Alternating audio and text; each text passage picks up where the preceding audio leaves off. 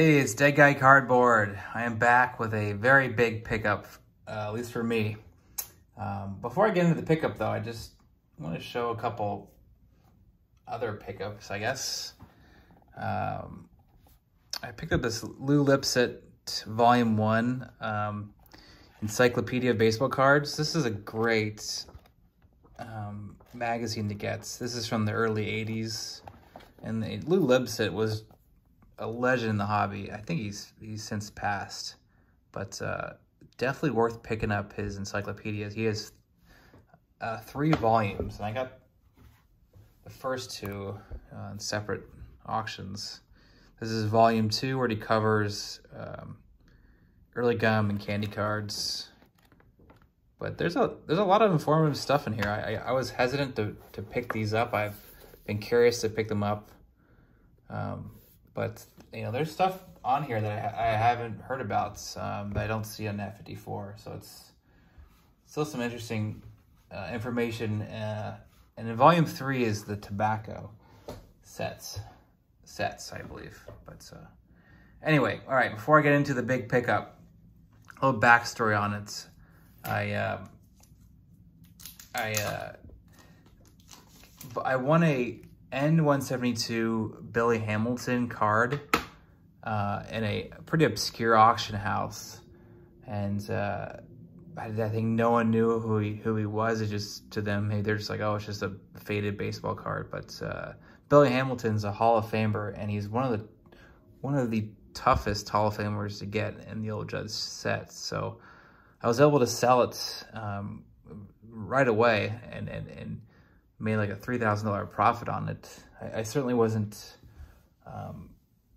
I was selling it for a fair price, but I just got it for such a great deal. That's how I was able to make quite a profit on that sale. And I was kind of sitting on that profit for a while and waiting for the right card to pop up. I'm pretty picky about my cards, as you maybe know if you follow my channel. I'm always looking for good eye appeal cards and cards that are a fairly good deal in this landscape we're in right now. I think cards are still overvalued.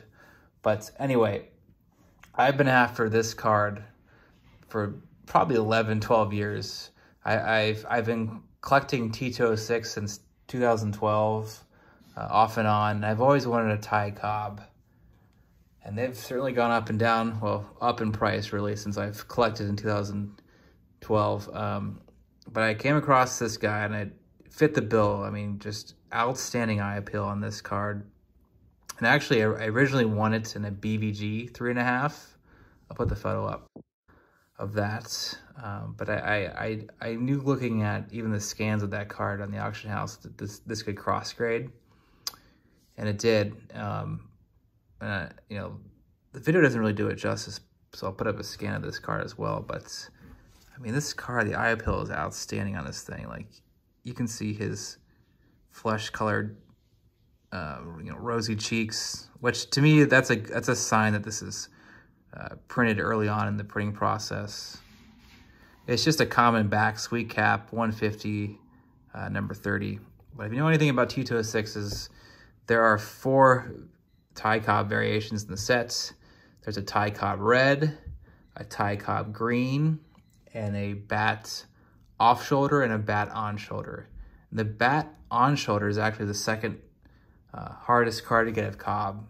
The green portrait being the hardest, but not by a whole lot. I mean, if you look at the pop reports between the two, this isn't too far off.